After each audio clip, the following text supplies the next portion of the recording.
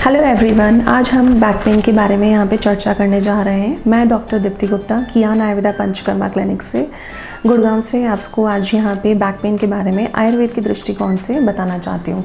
तो back pain को आयुर्वेद में देखा जाता है कटी शूल के रूप में। कटी शूल जो होता है, कटी मीन्स लोअर लंबर एरिया, शूल मीन्स पेन। अधिकतर जो कटी शूल की कैटेगरी है वो एक वात व्याधि के रूप में आयुर्वेद में देखी जाती है कि एक वात के व्याधि के रूप में जब आपके लोअर लंबर एरिया में किसी भी वजह से साधारण से चलने वाले पेन, स्टिफनेस, जकड़ाहट की जो तीव्रता जब बढ़ती है तो उसकी जो वेदना है आपके लोअर लेग्स तक भी जाती है। कई बार ये सिचुएशन होती है कि आप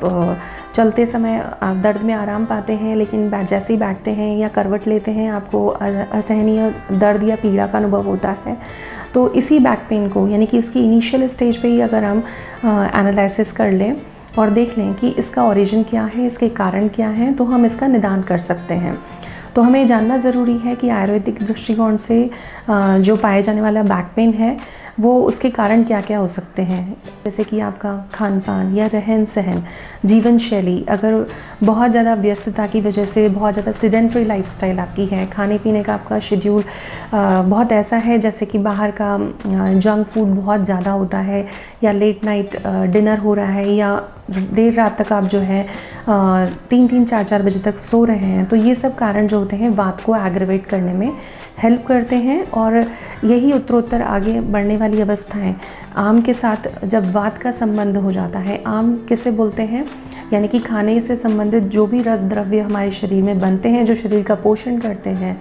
अगर उसमें कहीं आम अंश की उत्पत्ति होने लग जाती है, उसमें फॉल्टी डाइजेशन की वजह से आम रस की जो उत्पत्ति होती है वो आम रस वात के साथ मिलकर के आपके स्पाइन, यानी कि आपकी पूरी बॉडी में सर्कुलेट होकर के आपके जो सबसे यानी कि जो कमज़ोर स्थान होता है वहाँ पे जाकर के संग्रहित होना स्टार्ट कर देता है। जिस प्रकार से हम समझते हैं कि हमारा जो बैकबोन है या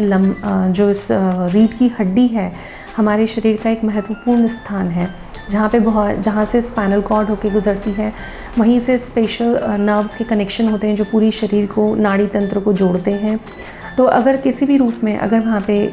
कोई चोट के रूप में आपको जो है वहाँ पे हानि हुई है, या कोई आघात हुआ है, ट्रॉमेटिक इंजरी है, या फिर आपके खान पान या रहन सहन या पोस्चरल गलती की वजह से, सिडेंट्री लाइफस्टाइल की वजह से आपके वहाँ पे अगर दोषों का संग्रहण हो गया है, तो वो जो है वेदना को बढ़ा देता है। तो हमें इसका निराकरण कैसे करना चाहिए आयुर्वेद में, हमें इसकी तरफ भी अपना एक दृष्टिकोण डालना बहुत ज़रूरी है कि आयुर्वेद में डिफरेंट तरीके से होने वाले अलग अलग कारणों का अवलोकन करने के बाद में कि आपको खाने पीने की, जीवन शैली की वजह से, बैठने के गलत तरीके की वजह से, व्यायाम ना करने की वजह से, या फिर किसी चोट या आघात की वजह से आपकी जो बैकबोन है, रीढ़ की हड्डी है, उसके निचले हिस्से में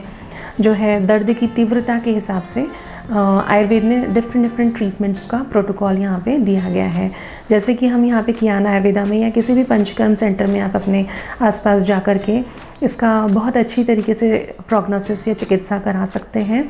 जिसमें विभिन्न प्रकार के तेलों से, प्रसारणी तेल, धन्वंतरम तेल, महानारायण तेल, उनके डिफरेंट तेलों का कारण के हिसाब से अवलोकन करने के बाद में डॉक्टर आपको प्रेस्क्राइब करता है कि आपको अभ्यंग देना है, पोटली स्वेद देना है वहाँ पे अग्निकर्म करना है, या फिर आपको जो है वस्ती, जो हमारे आयुर्वेद में प्रचलित पंचकर्म में होने वाला वस्ती प्रोग्राम है वो देना है, या लोकलाइज्ड लोअर बैक एरिया में कटी वस्ती के रूप में ट्रीटमेंट करना है। तो ये सभी ट्रीटमेंट्स जो होते हैं आपका प्रारंभिक अवलोकन करके कि आपके बीमारी का प्रारंभिक कारण क्या है उसका एनालिसिस करके डॉक्टर आपको प्रेस्क्राइब कराता है। और इसे, यानी कि बैक पेन को जनरली जो होता है, हम लोग साधारण रूप में जब वो एक माइनर फॉर्म में होता है तो हम उसे अवॉइड करते हैं हमेशा, लेकिन ये प्रारंभिक अवस्था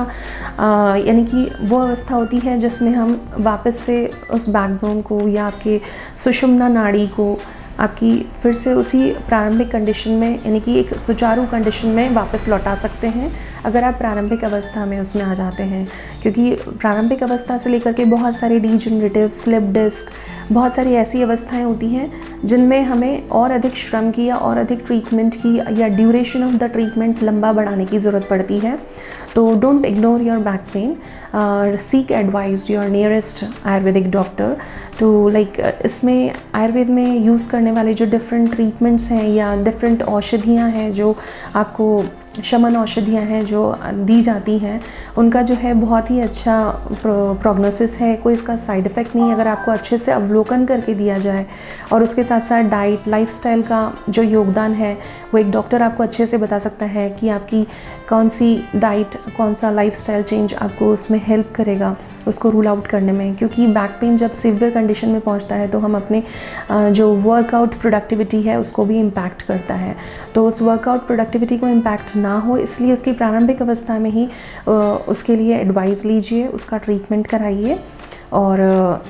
इसके साथ साथ मैं कहना चाहूँगी योग और एक्सरसाइज या व्यायाम का भी एक सुचारू मार्गदर्शन लेकर के उसके हिसाब से आप अपनी जीवन शैली को परिवर्तित करके अपने बैक पेन से निजात पा सकते हैं। Thank you.